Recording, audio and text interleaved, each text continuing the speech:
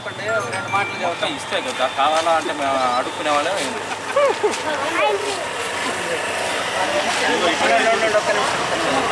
చూడు నీకోసం దద్దలు తెచ్చి పెట్టారు. చిన్న అయ్యమ్మ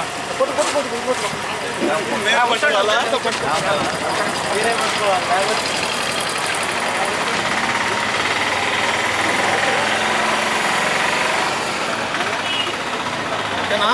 మీరే ఎక్స్ప్రెషన్ కొంచెం మీరు జూమ్ చేస్తే ఒక రెండు మాటలు చెప్పుకుంటాం.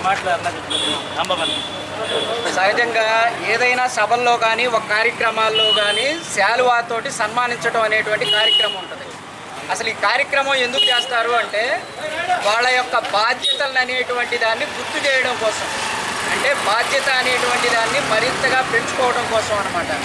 కాబట్టి ఇప్పుడు ఏదైతే ఈ సింగరాయకొండ మండలంలో మూలగుంటపాడు పంచాయతీలో ఈరోజు జనసేన పార్టీ ఆవిర్భావ దినోత్సవం సందర్భంగా ఈ కార్యక్రమాన్ని చేశారో, ఇలాంటి కార్యక్రమాలు ఇంకా మరిన్ని చేయాల్సినటువంటి బాధ్యతను కూడా సూచిస్తూ దానికి మా వంతు సహకారాన్ని కూడా అందిస్తామని తెలియజేసుకుంటున్నాము.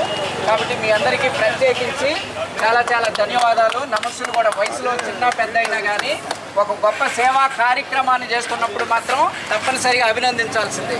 ఇది పవన్ కళ్యాణ్ గారు మన నాయకుడు మనకు నేర్పినటువంటి నియమం.